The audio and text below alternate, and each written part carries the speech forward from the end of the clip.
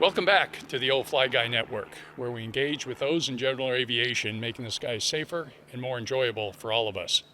And once again, thanks for joining us on our continued journey across the country to meet exciting aviators. I'm Wade, the Old Fly Guy, and today we're at the Denton Enterprise Airfield here in Denton, Texas, meeting with retired Rear Admiral Ed Allen. Ed, thanks for joining us at the network and allowing us into your airspace. My pleasure. First of all, Ed has got a very long career in both the private sector as well as military. He's an aviation enthusiast. He's a military aviator, an officer, and he was the captain of the Coral Sea. We're going to have plenty to talk about in aviation, as well as some life lessons around having a positive approach in life and how that can take you a long way.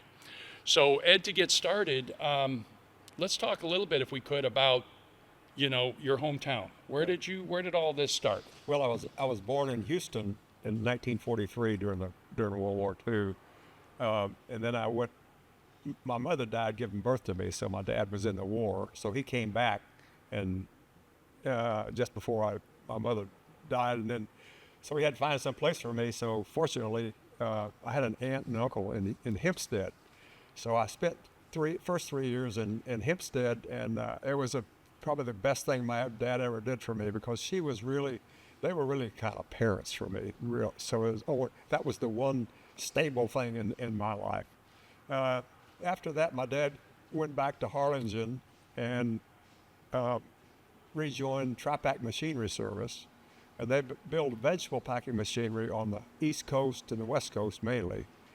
But when he was starting out, there wasn't much commercial aviation going back and forth. So he, from the beginning, he had his own airplane and flew back and forth. So that's how I got started, because I was flying before I could remember. Okay.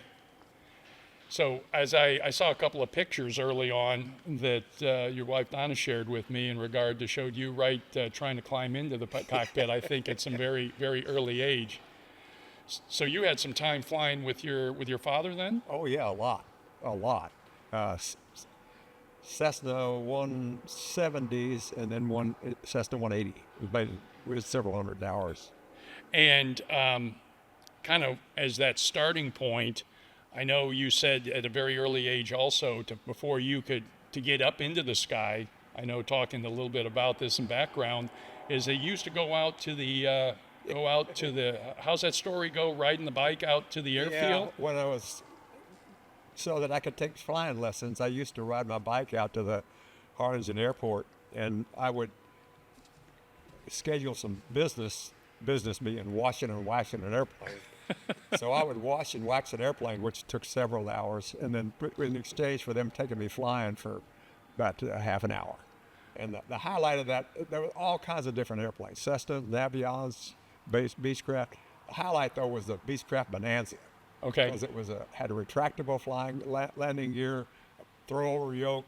So that was really special. Well, you got some early. Clearly, you've had a passion for aviation, and you were willing to work for it from the very beginning. I say that it's part of my DNA. Mm-hmm. It's in my blood. Well, we're going to talk in a little bit here about, again, I want to give credit to the amount of service that you put in and the time you had. But before we get to that, again, I kind of like to, that's how you started to get into the plane. How did you take it to the next step to get behind the yoke and fly in that first solo? How did all that happen?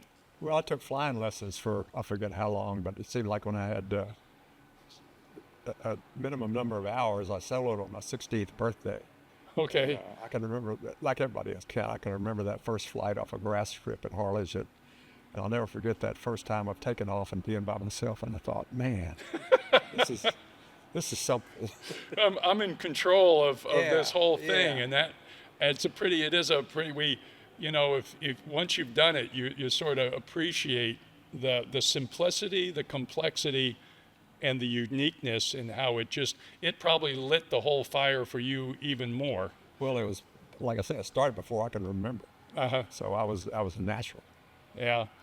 And you said, it was interesting too, you said that, I think you said you flew, it was 1960? Does that sound about right?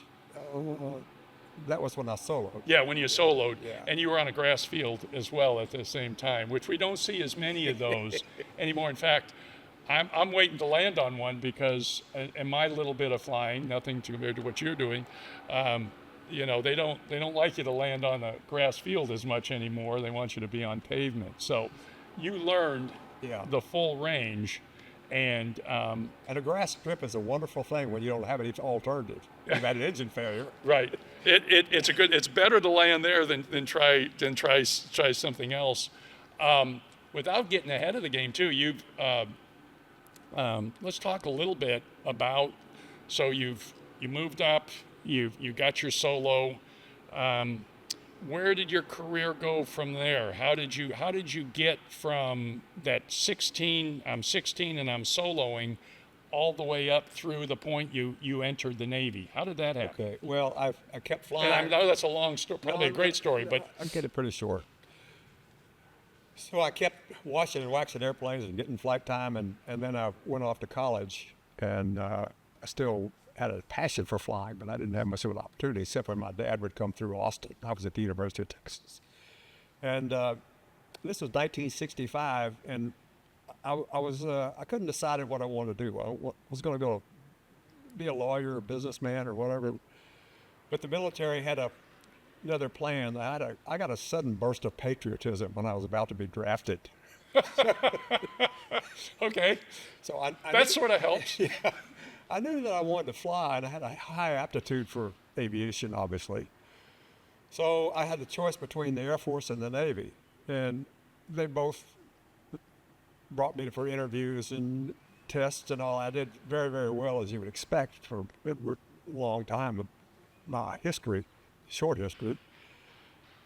So I couldn't decide whether to go with the Air Force or the Navy. So in the Air Force, Harlingen, the Air Force had a base at Harlingen, so I remember seeing the planes, Air Force planes from day one. And then I saw some pictures and some stories about airplanes off a carrier, and I thought, man, that's really neat. But I couldn't decide because the Air Force was going to be quality of life, and the Navy was going to be adventure. So I couldn't decide between the two, and Vietnam was on, and if you could fog up a knife, you were in. Mm-hmm. So anyway, I decided. So I was just kind of waiting and thinking about it. I had several weeks to make a decision. And I get a call from Bergstrom Air Force Base, and they say, Mr. Allen, we need you to come back out here and retake part of your physical. I said, well, why might that be? He said, well, unfortunately, when you came out here and took your physical, we lost all your lab work. We need you to come out here and take again. I said, okay, I'll call you back. At that moment, I said, I don't want to be part of an outfit that can't keep track of my bodily fluids. Okay. That's how I went in the Navy. That's how you made the choice. Yeah. There'd probably been worse decision, logic involved in some of those things. And sometimes life is funny that way. It probably, at the end, worked out pretty darn good, it sounds like. Yeah, it did. And I have an abiding respect for the U.S. Air Force. But I had a lot more opportunity. I didn't know at the time. I had a lot more opportunity to fly in the Navy. Because as a RIO, not flying as a pilot, for the rest of my career, well, I've had some. But there was a lot of career opportunities that in the Air Force I couldn't have, if I was in the backseat of an Air Force F-4 I might get a squadron command, but in the Navy I got a squadron command and an air wing, and then a ship, and then an aircraft carrier, and then a carrier group. So I had quite a run, but it was fortuitous that I went in the Navy instead of the Air Force. And the responsibility, clearly you demonstrated, leadership and all the right things in the Navy when you were flying planes to make that transition to commanding ships and to the Coral Sea and beyond there. So when I went through flight training in Pensacola to be a naval flight officer, the end of that training was to get your carrier qualifications. And so I was paired with a pilot, and we were going to go out and get our 6 and 4. It was a number of day landings and flight days. Okay. So we were at Oceana, and there was a pressure to get people, we call them must pumps, get them their landings so we can get them over to Vietnam. And so I was flying with the guy and lieutenant commander, and I remember that day the weather was kind of scudly, and it was right on the edge of the minimums for flying off a carrier. So we were on again and off again and all again. Finally, they took us to catapult, and we got a couple of landings, and then we came around for the 4th landing, and the weather had kind of closed in, and the pilot had snakes in the cockpit. It was really a colorful landing. I mean, colorful. And when the ship's moving around, it gets even more so. So we landed, and I thought, oh, man. So I went back to the ready room, and they said, I said, is there a flight like this? And they said, yeah, we saw that. They said, no. I said, who are you flying with? And so I told them. And they said, well, right after that, he turned in his wings. He wasn't going to fly anymore. Okay. So it was a memorable event. So that started my career in carrier aviation, and flying off with a catapult and then landing on a carrier. It's the greatest show on earth. Greatest show on earth. Because not only are you flying a single airplane, when I was air wing commander, you got 15 or 18 airplanes flying at one time, and one cubby takes off and does a mission and comes back and land, and just before they land, the next one takes off. So it's a continuous cycle of about an hour and a half, so 40 minutes. So it's a pretty busy place out there in the process. Throughout on any day, I guess us civilians wouldn't appreciate the amount of coordination, the things that happen on the flight deck. Yeah. When all that's happening. Yeah. The other thing that I think is clearly worth noting is you had told me that you had, speaking of takeoffs and landings, over 1,028 to be exact. And when you reach that 1,000 point, that's a pretty significant, and not too many people have done that. No, most people don't get the opportunity to do it. There's a lot of people that came close or would do it. I just happened to have enough tours on a carrier to be able to do it. I'd like to talk a little bit about the experience of commanding an aircraft carrier. Well, like I say, it's the greatest show on earth. And I hadn't been in the Navy very long when I aspired to fly in military aviation, and I became an admiral. But my aspiration was to command an aircraft carrier. Okay, so from the get-go, that was. But I knew that the odds of getting selected for aircraft carrier command are less than being promoted admiral. So the fact that I got promoted to admiral, that was really special. But then to get an aircraft carrier out of that was the most exhilarating 20 months of my life. Okay. Commanding the Coral Sea. I was wondering how long that was. So you were at 20 months. You kept that busy. Somebody said, "Why is it 20 months?" And I said, "Well, they figure that's as long as you can stay awake." I would imagine there's never a dull moment. No. In that floating city, and the operational requirements and providing the safety and security around the globe. Yeah, if you look at the aircraft carrier, the flight deck, the flight deck and air ops is up here at the captain's chair, and then you're looking down on the airplanes taking off and landing. And whenever an airplane was in the air or taking off and landing, I had to be at this chair. I mean, I didn't have to be, but you wanted to be involved. I needed to be involved. I needed to make real-time decisions, because sometimes you had some extremist situations where, it was bad weather. An airplane needed fuel, and we didn't have enough fuel in the air, so I had to make a decision about what do we do in terms of getting him some more fuel? The other one was one night we had an unsafe main mount on an A6, and so he reported that, and they told him to just hold, we'll get back to you. So he's up there, and it's night, and it's bad weather, and so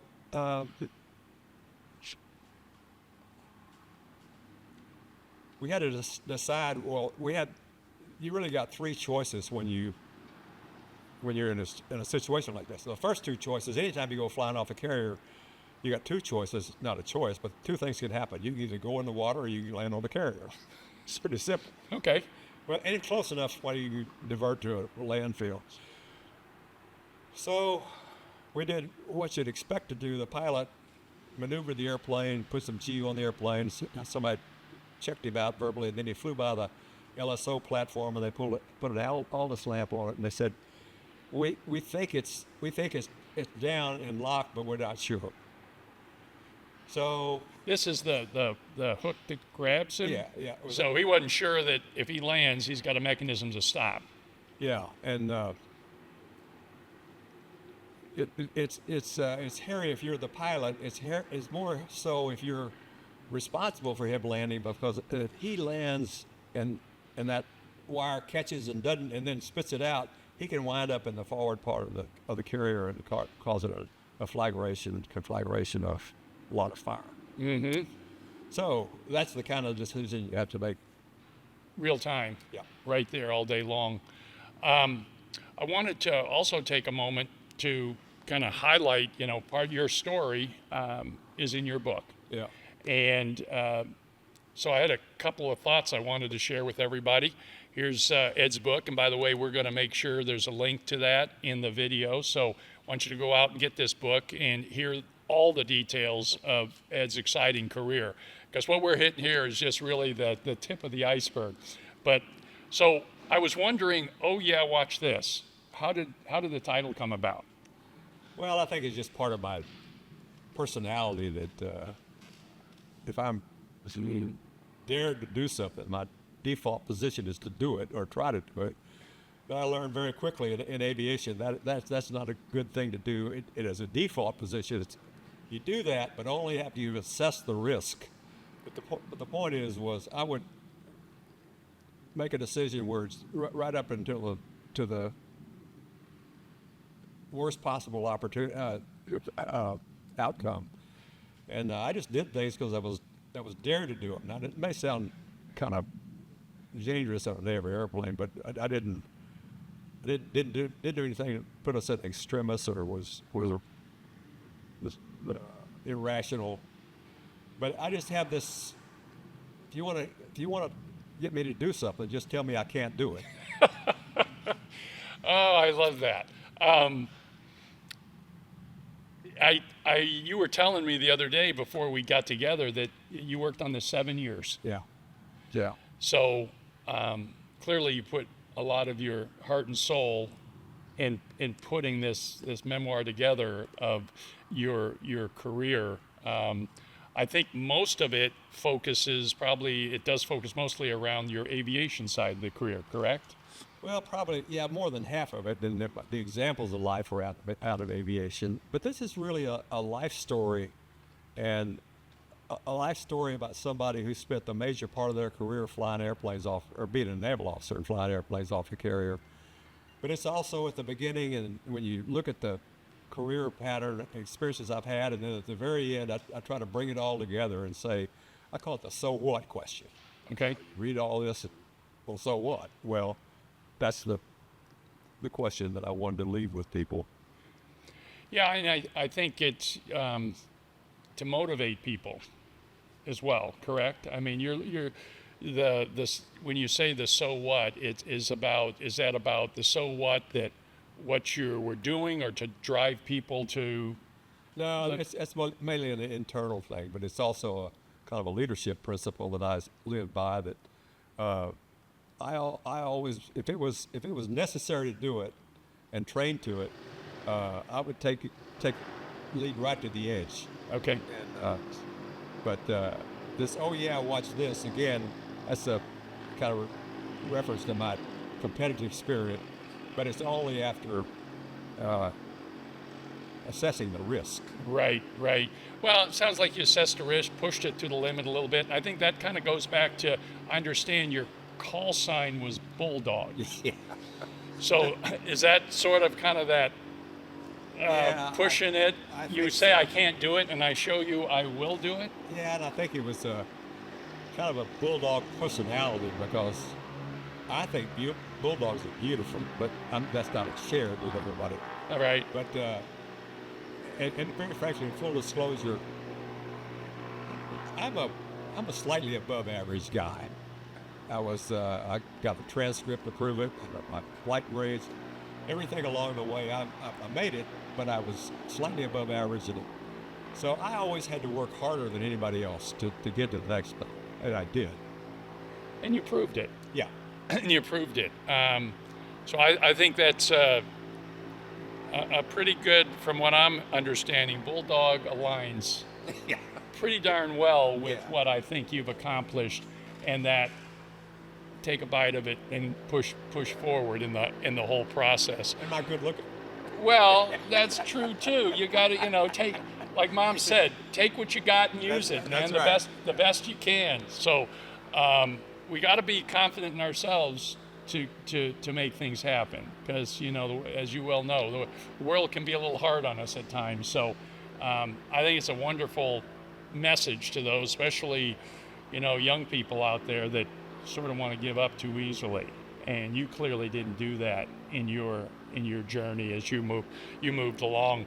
Ed, I know you have spent some time at Miramar base there in California. Right. And I know when I think about that, I think about back in the day, the F-14s and Top Gun, and I understand that you were participating in some of the all the planning, a lot of the setup, and how some of that all came together. So Yeah. tell us a little bit about that and how you saw that develop. I was this happened in the early and mid 80s, and I was a commanding officer and then a commander of an air wing at Miramar, and the extent of my involvement in that movie making was that they used some of my airplanes to make part of the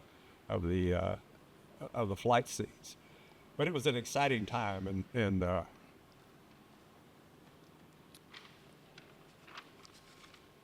so that was in a historical time. Right. So you were out there, and of course, everybody was. I think the timing of the whole Top Gun thing happened Yeah. in that time frame, right? One interesting thing that happened was, the Miramar Officers Club. They have happy hour on Friday night, and that's a big draw for the single pilots are there, and so a lot of single ladies from out. And so, before the Top Gun movie, the line outside the base to get on the base was about a block long.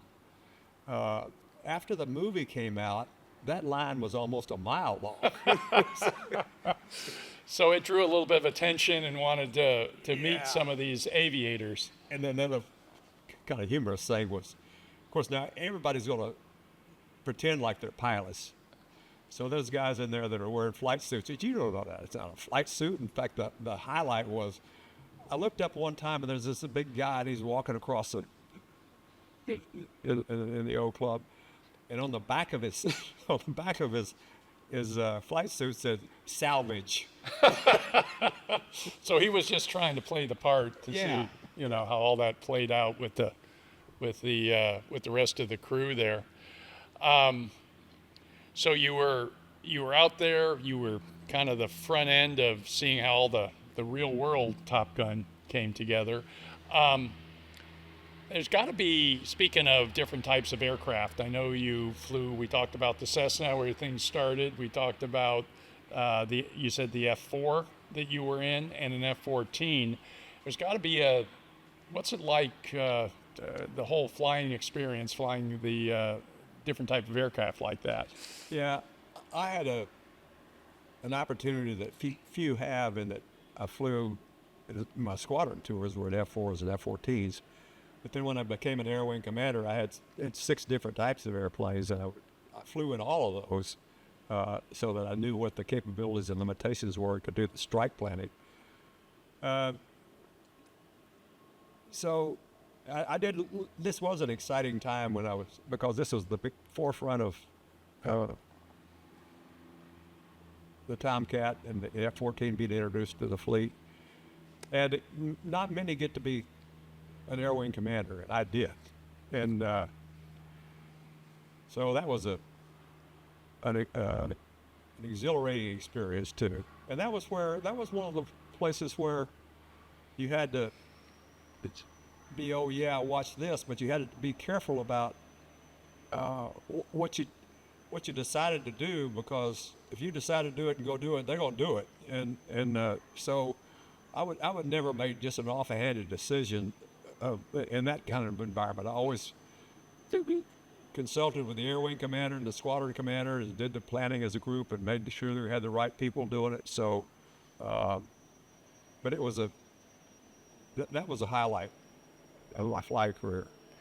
And how did just to help for everybody's benefit, the timing from air wing to the aircraft carrier and such, walk us through the timeline a little bit, because I'm not sure I did a good job of pulling that all together, but over 31 years, how did the timing of that take place? Yeah, well, my first,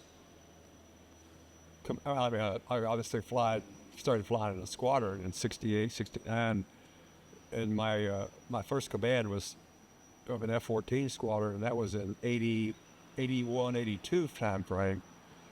And then went back to War College and had some time off, or another short tour in the Pentagon.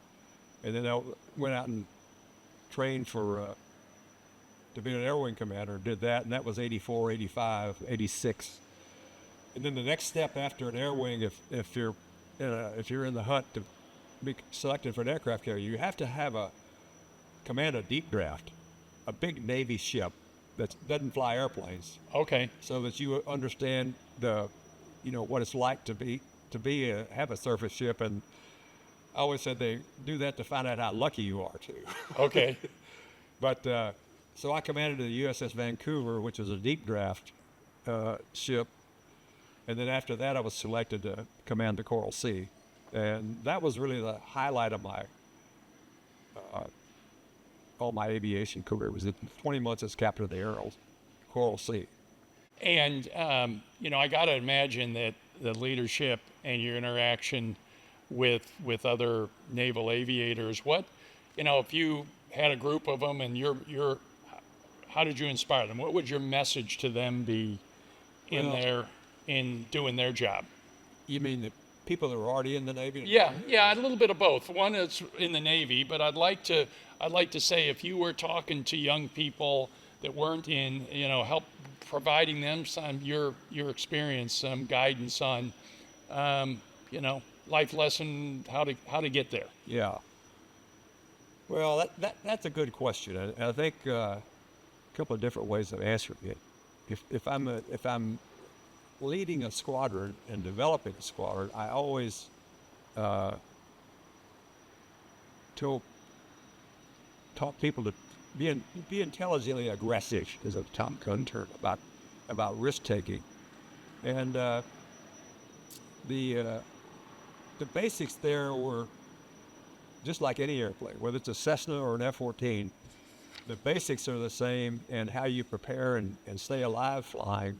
And I learned this there was a study done of World War II and World War I aces, and I did an interview of all of them to put it all together about what were the common themes, and it came down to a PDT and PTD. The P was about preparation, and you find that the preparation is it's a mental thing, and it's also a physical thing of knowing what to do when. But the preparation, a lot of it also includes a mental preparation for walking through all the different scenarios or different things you're going to do if you if you have a mishap or an accident. If the guys were sitting here right now, I'd say an example of that is before you get in that airplane, after you make sure that it's ready for flight, walk through some of the scenarios you think worst case. Okay. So you're going down the runway, you lift off at what, 60, 70 knots? Right. And one of the small ones, yeah. Yeah. So if you lose an airplane, I'm going to talk to these guys flying this. So if you lose an engine at 100 feet, just after you've lifted off, you have to have thought about, what do I do?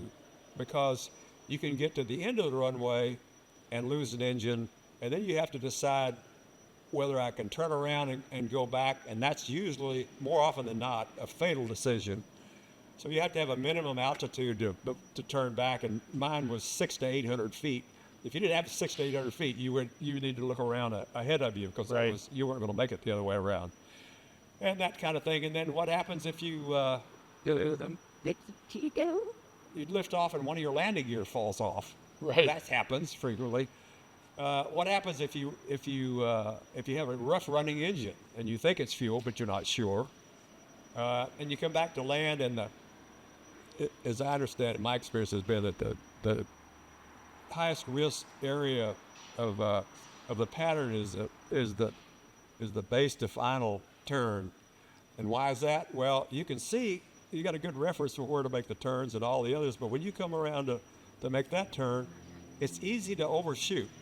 And so instead of looking left on your shoulder, you're looking behind you a little bit. Right. And now you say, oh, I need to get overshot. Well, what do we do? Well, a lot of times you can compensate for it and tighten your turn and get back and then land. A lot of times if you try that, you don't make it. That's a high risk area, is the base to final turn and coming back to the carrier or the airport. So I talked about the preparation. The teamwork is important, because you have to.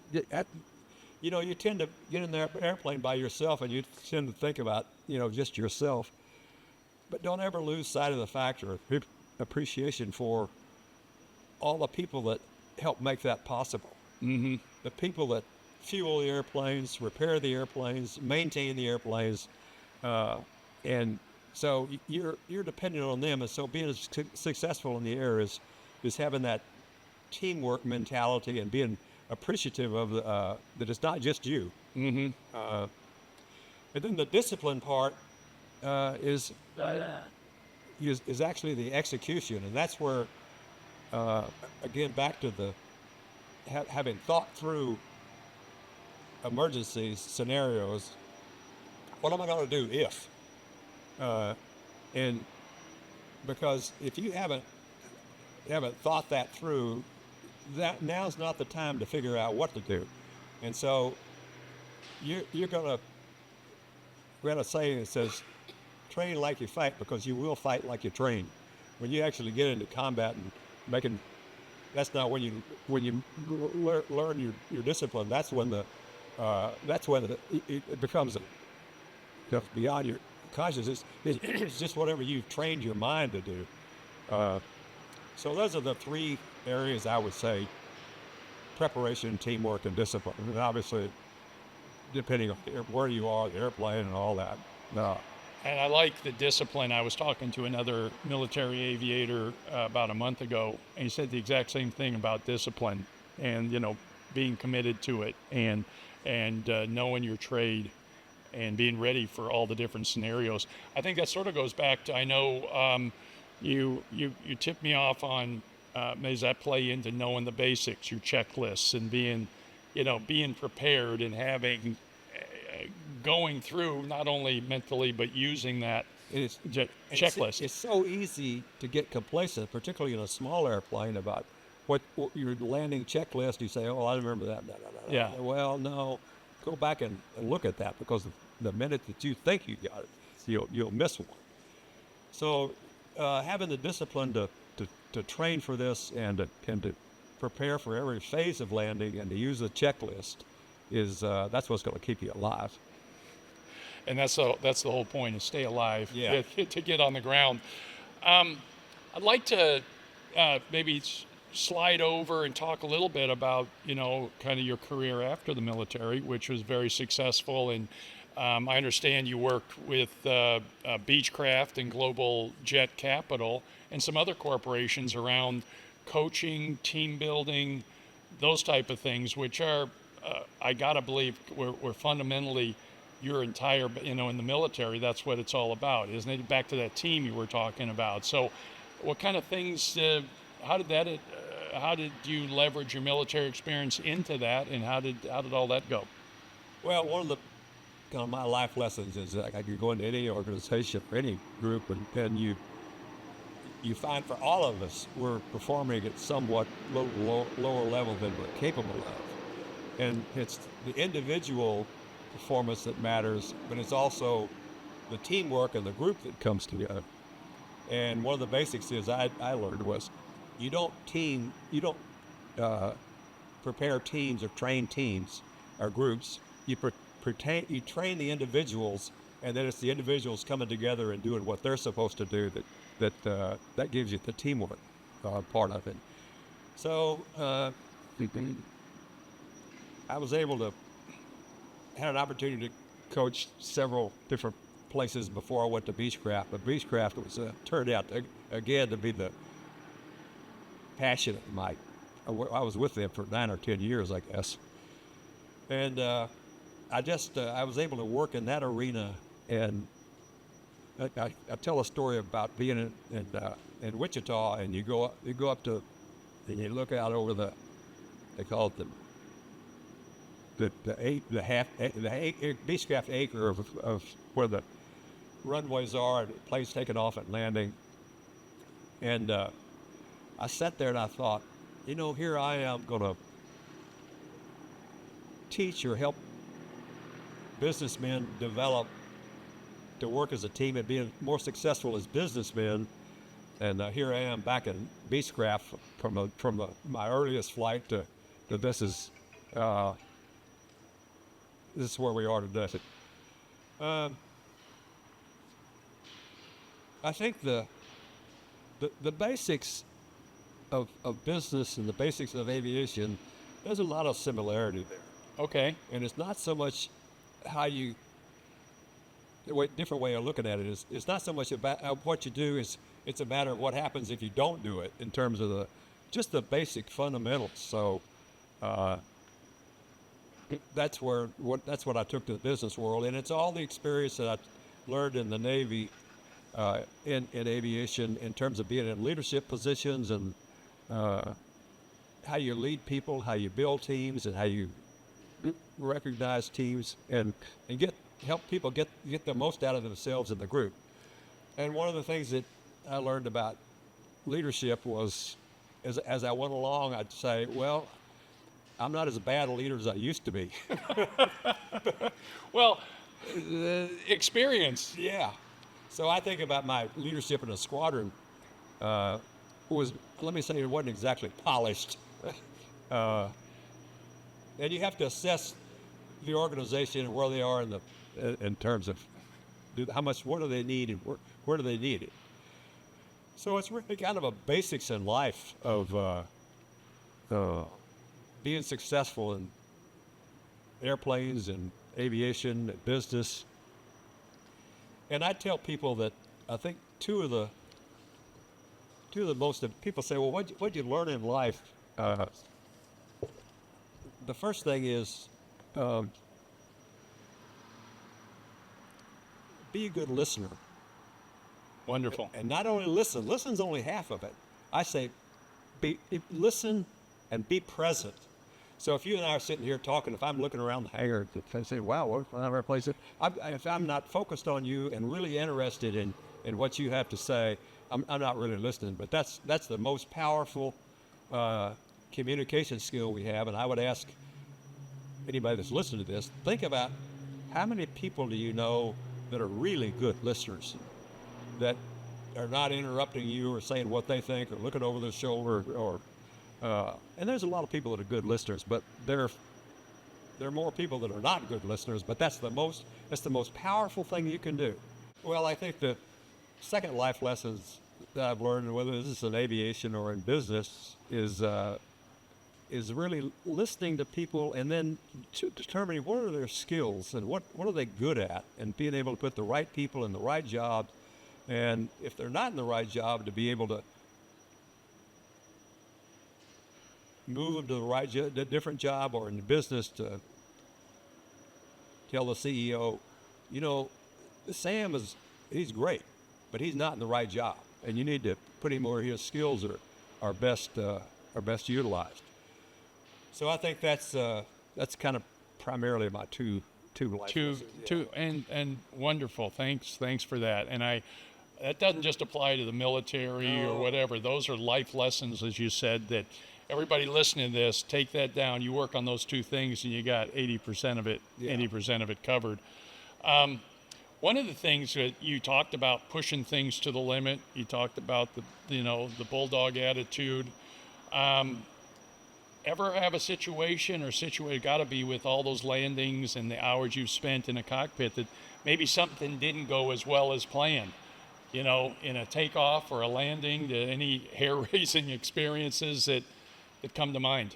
Yeah, I remember being on the USS Independence, and we were going out for a flight, and we had a full load of fuel and full bag of missiles, and so we were at max gross takeoff weight.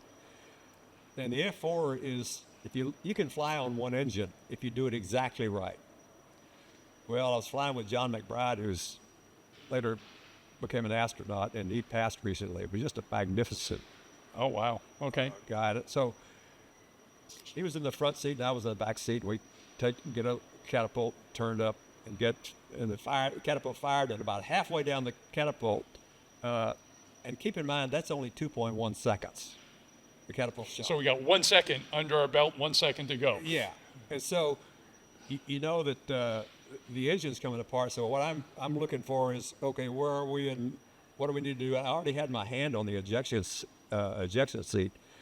And the flight deck is 55 to 60 feet above water. And then there's the openings for the chain, like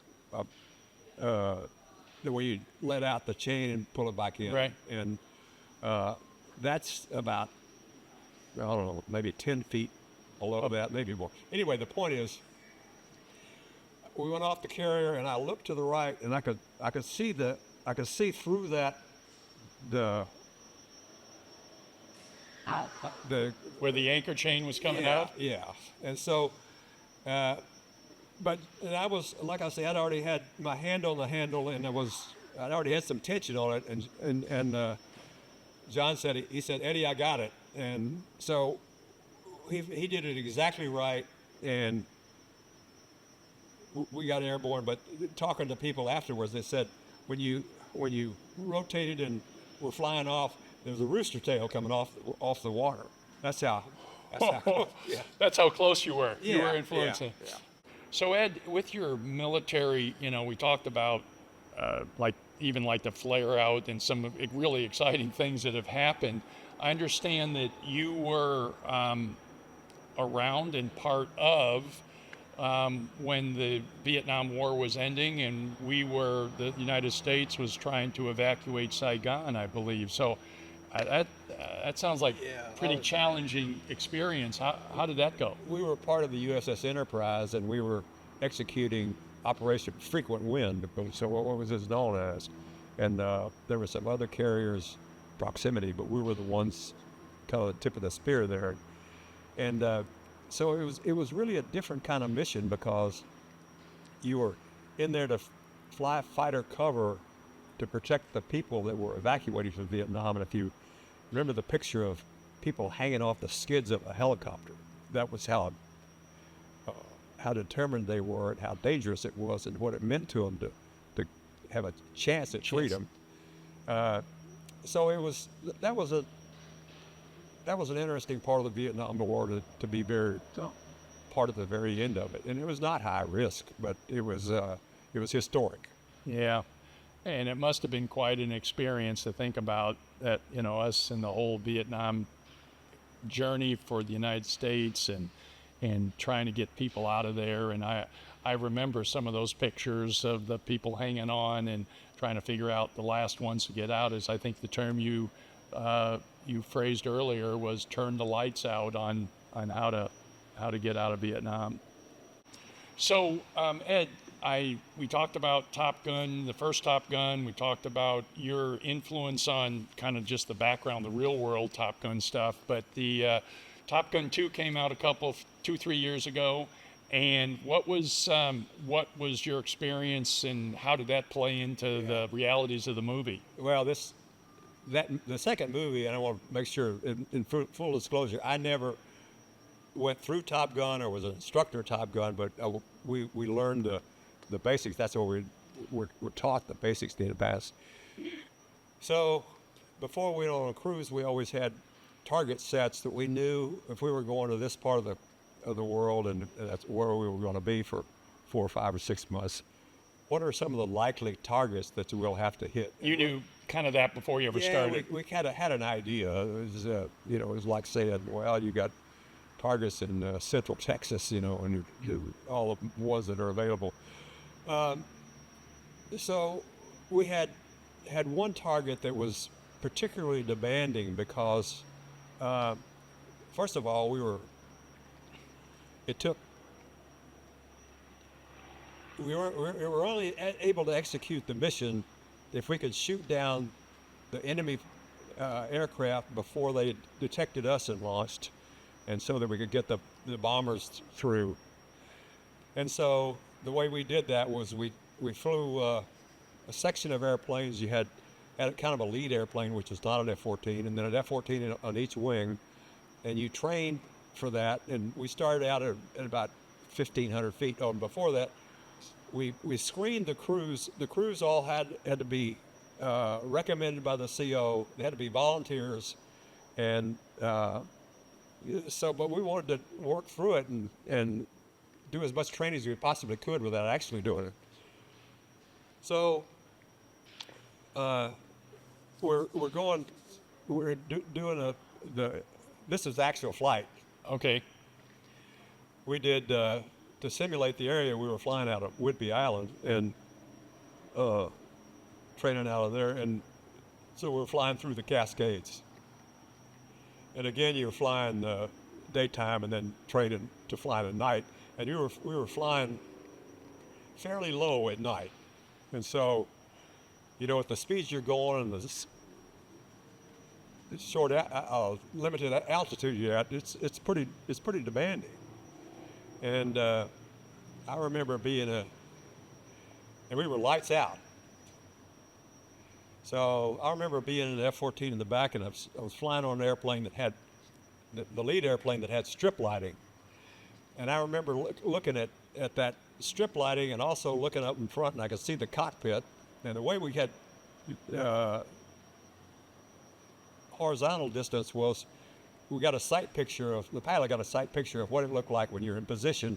What did the cockpit look like? And then you keyed off of that. So you knew your position by alignment to features of the plane in front of you. Yeah.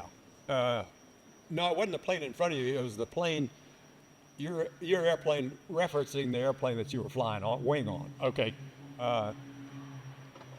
So we were able to train for that, and there was some difference of opinion about talking about risk, whether we should do that or not, because some people thought no, you shouldn't do it. So when I decided to do that, I had to go brief the next level in command for operational authority, so to train for it. But we did, and we were successful at it. And then when pilots and crews do that kind of training and execution, and they're successful, it does wonders for the confidence. Confidence. Yeah.